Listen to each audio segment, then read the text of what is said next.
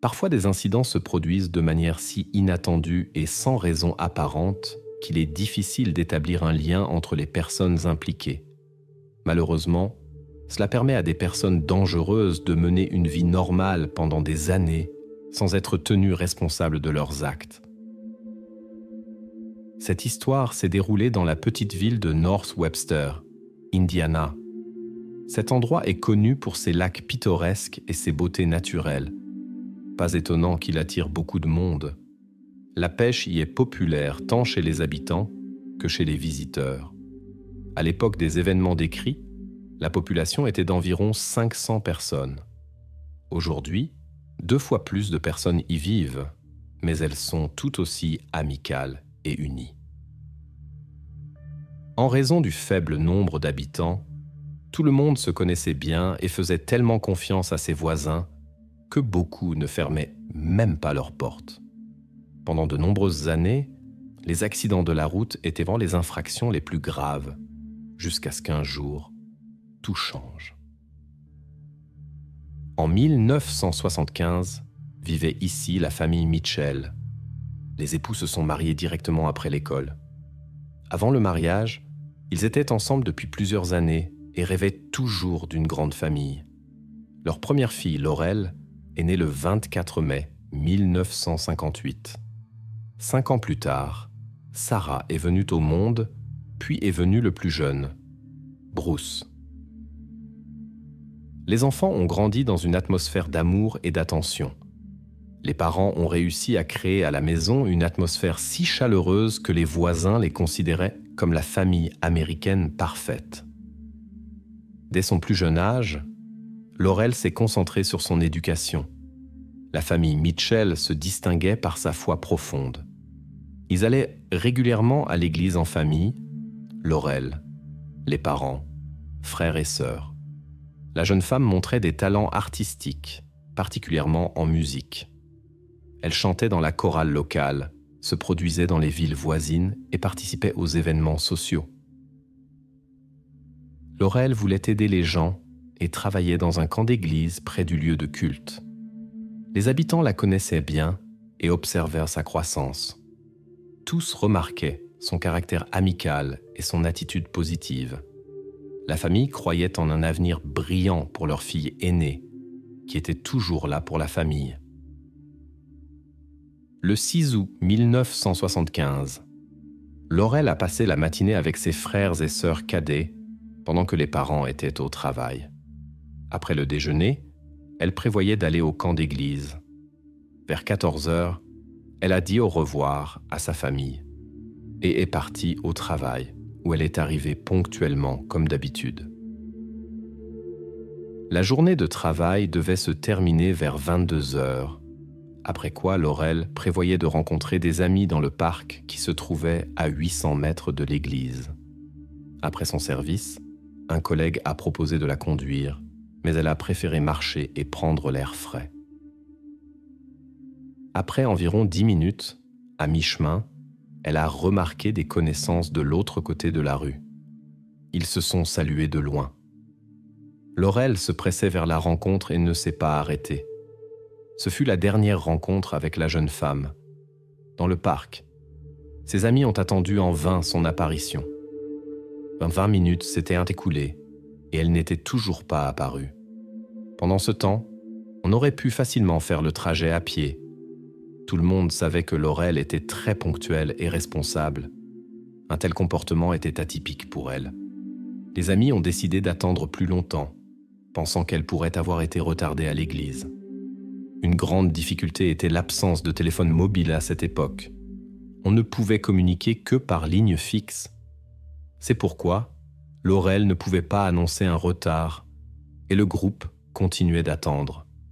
Après une demi-heure, les jeunes ont perdu patience, se sont même un peu énervés et sont partis s'amuser sans elle. Personne n'a pensé que quelque chose pourrait ne pas aller. Au début, la famille ne s'inquiétait pas non plus. Laurel avait dit qu'après le travail, elle rencontrerait des amis et serait de retour à minuit. C'était exactement à 7 heures qu'était prévu son retour à la maison. Les parents lui avaient permis de sortir, mais ont commencé à s'inquiéter quand elle n'est pas apparue à l'heure convenue.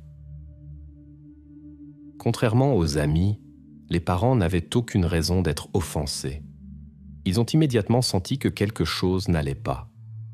Un tel comportement ne ressemblait pas du tout à Laurel. La mère a décidé d'agir sans délai et a commencé à découvrir ce qui était arrivé à sa fille. La famille connaissait bien tous ses amis, dont la plupart vivaient à proximité.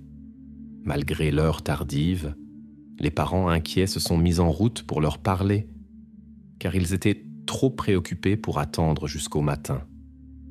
La meilleure amie de Laurel vivait en face, de l'autre côté de la rue. Normalement, elles passaient tout leur temps ensemble.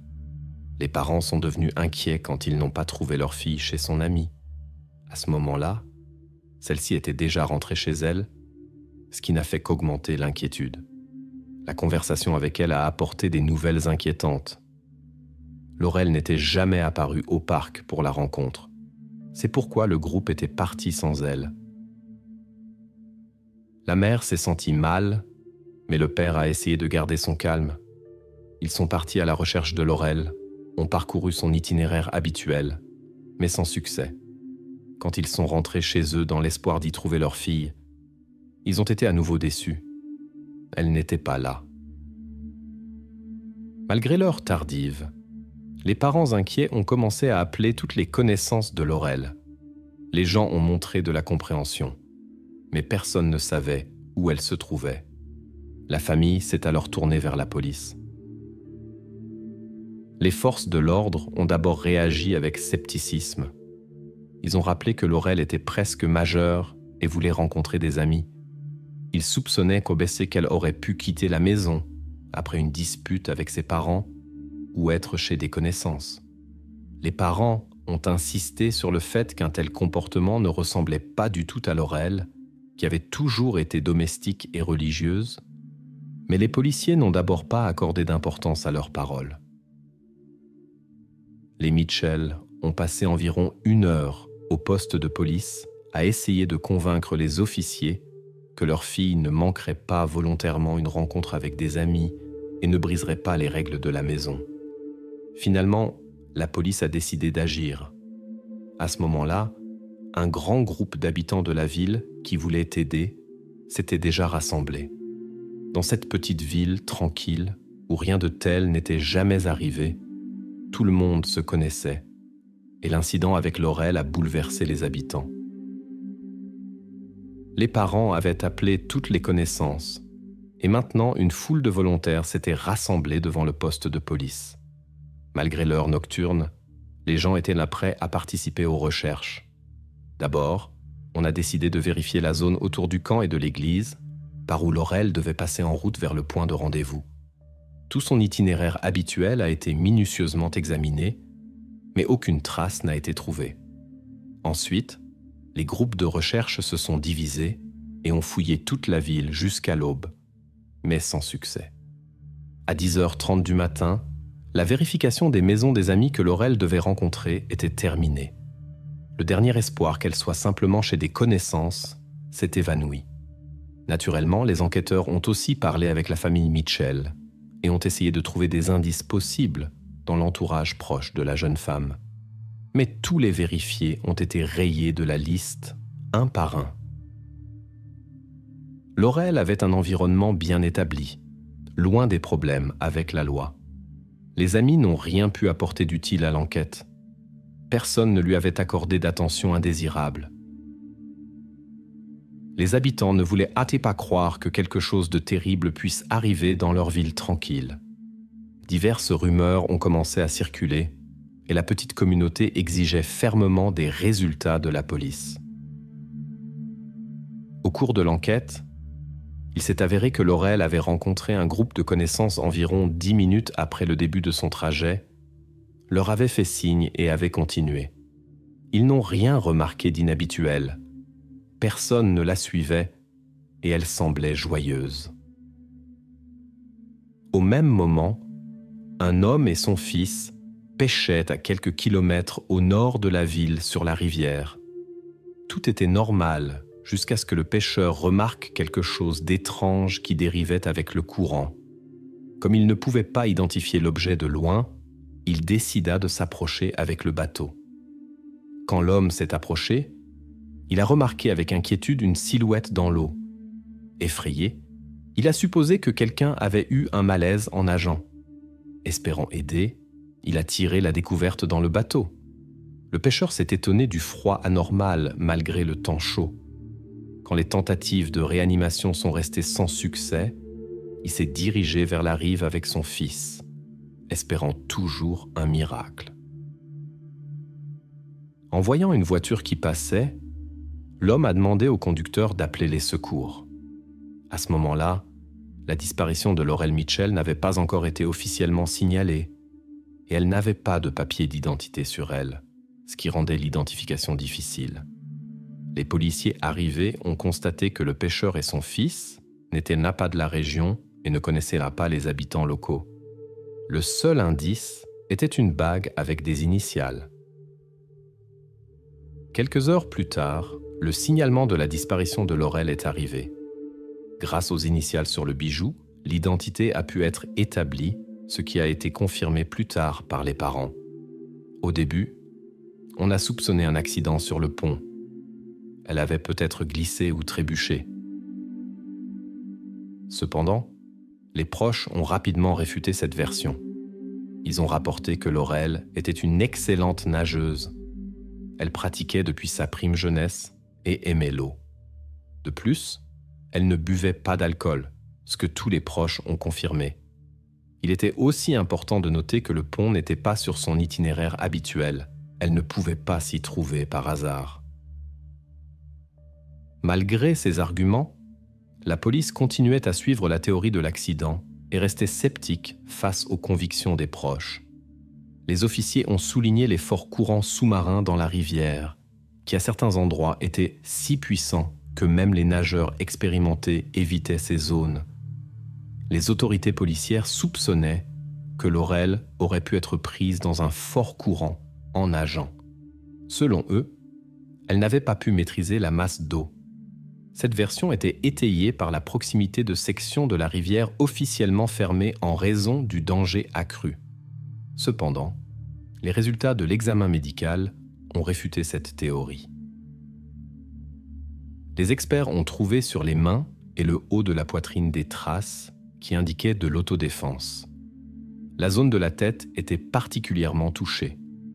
Les spécialistes ont conclu que la rivière avait été utilisée pour dissimuler des preuves. Malheureusement, le long séjour dans l'eau a considérablement compliqué la collecte de preuves. À cette époque, les technologies d'analyse ADN commençaient seulement à se développer, ce qui compliquait l'enquête. Bien que les enquêteurs s'étaient collecté de nombreuses preuves avec des traces biologiques, elles étaient trop minimes pour une analyse. Tous les objets trouvés de Laurel, y compris les vêtements et les chaussures, ont été stockés. Tant de personnes sont venues aux adieux de Laurel que l'Église ne pouvait pas accueillir tous les endeuillés. Beaucoup sont restés dehors pour montrer leur soutien à la famille Mitchell et espérer une résolution rapide de l'affaire. Mais l'enquête est arrivée dans une impasse. Le premier rayon d'espoir est apparu après quelques mois. Une femme inconnue a appelé la police depuis une cabine téléphonique et a affirmé avoir des informations sur l'incident. Mais quand le répartiteur a demandé des détails, la plante a terminé la conversation.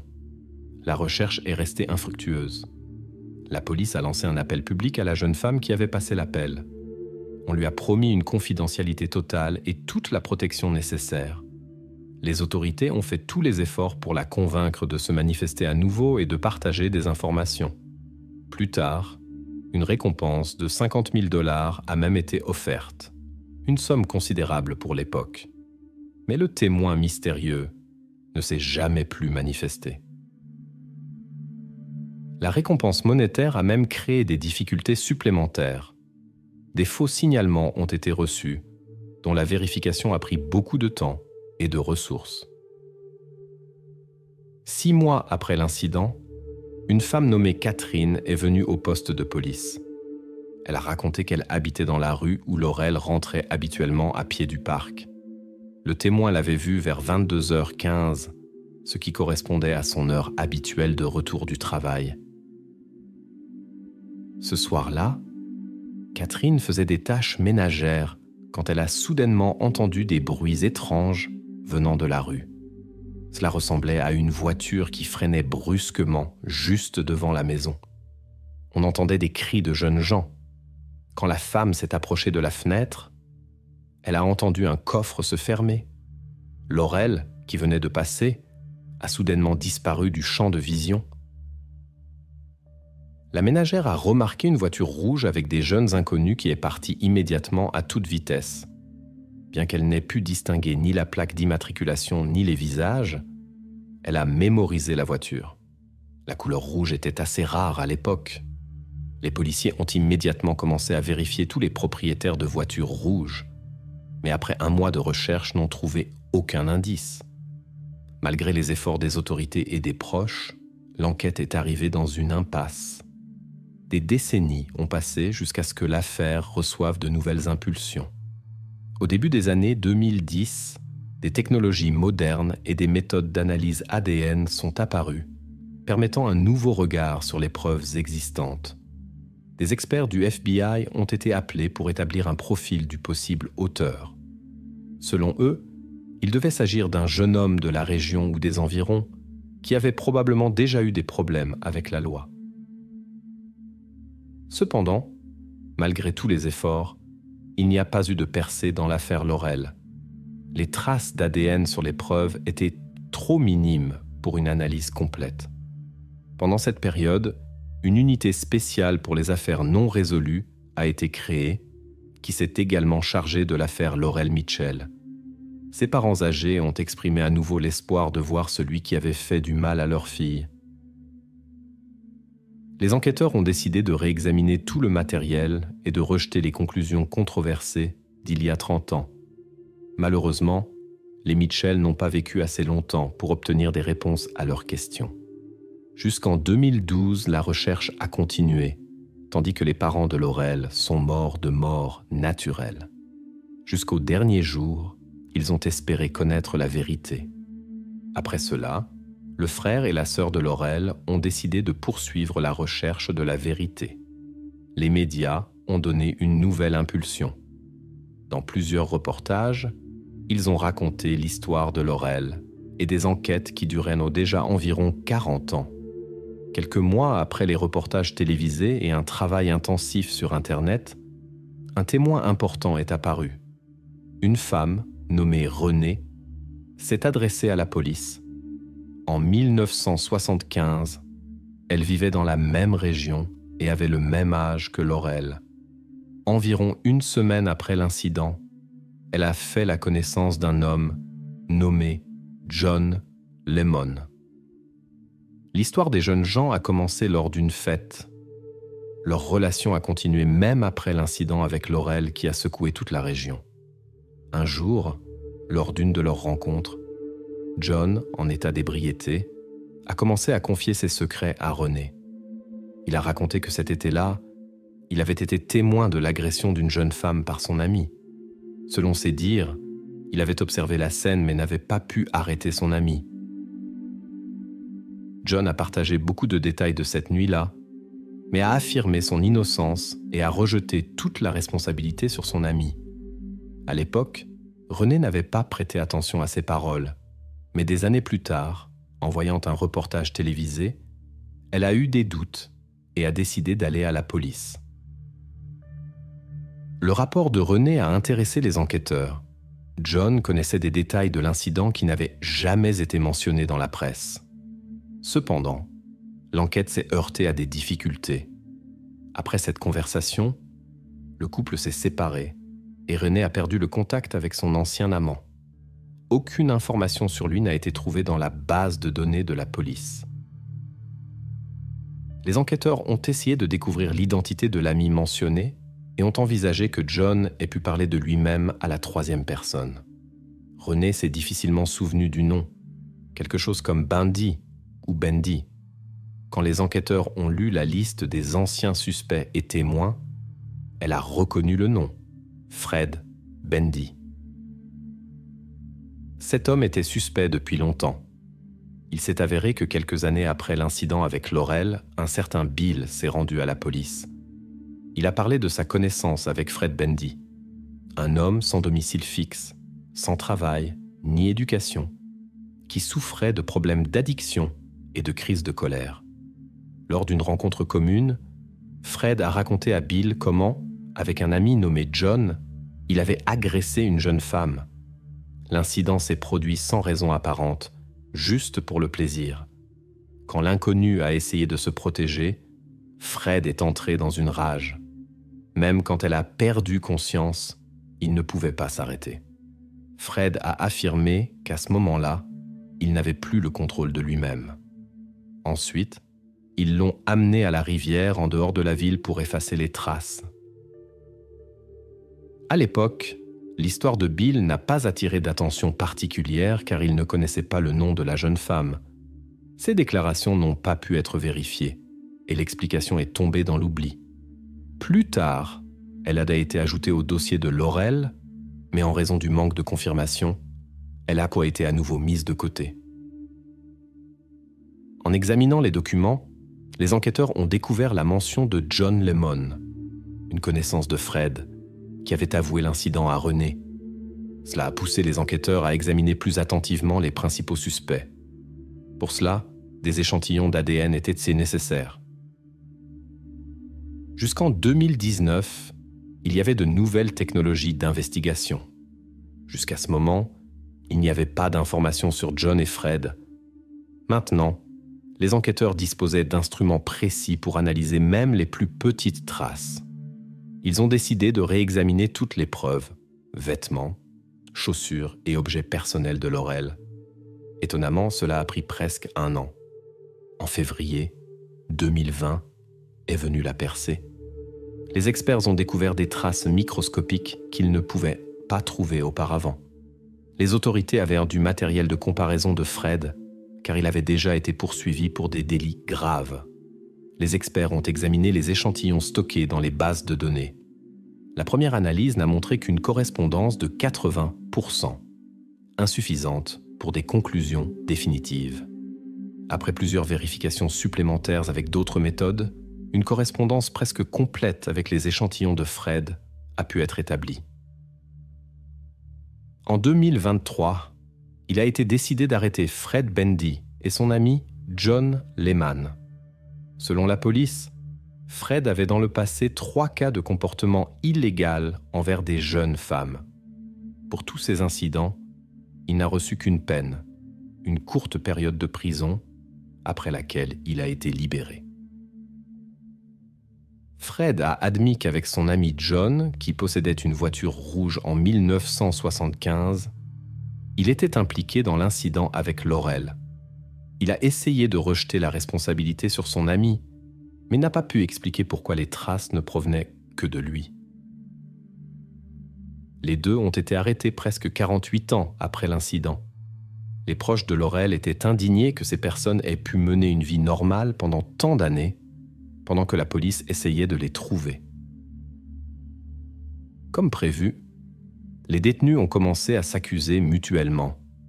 John a nié sa participation et a affirmé que la peur de son ami l'avait fait taire toutes ces années. Les avocats ont activement utilisé le délai de prescription et ont essayé de contester les preuves de l'accusation. Ils ont essayé de défendre leurs clients avec des méthodes standards, ce qui n'était pas facile en raison du mode de vie des deux hommes. Après 1 heure de délibération, le jury a déclaré Fred Bendy, 69 ans, coupable. Lors des audiences suivantes, il a été condamné à la prison à vie sans possibilité de libération conditionnelle. Il est important de mentionner que l'affaire a été jugée selon les lois de 1975, quand les options possibles étaient soit la prison à vie avec sursis, soit la peine maximale. Après l'abolition de la peine de mort dans l'État, Fred a reçu une peine de prison à vie. Beaucoup ont considéré cela comme une peine trop légère pour son acte. John Lemon d'Auburn, Indiana, avait 68 ans lorsqu'il a été arrêté. Contrairement à Fred, il a conclu un accord avec le procureur et a avoué sa participation à l'incident. Grâce à sa coopération avec les autorités d'enquête, John n'a reçu que 8 ans. Il avait même encore la chance de retourner à une vie normale, contrairement au principal responsable de l'événement. En échange de la réduction de peine, John a accepté de témoigner au tribunal. Après le prononcé du verdict, la sœur de la victime, âgée de 62 ans, a lâché des ballons dans le ciel avec l'inscription « Nous l'avons attrapé ». C'est ainsi que les proches ont célébré le triomphe tant attendu de la justice. Malheureusement, les deux participants ont pu mener une longue vie en liberté pendant les années écoulées, tandis que leurs actions ont privé de cette possibilité une jeune femme dont la vie s'est terminée de manière si insensée.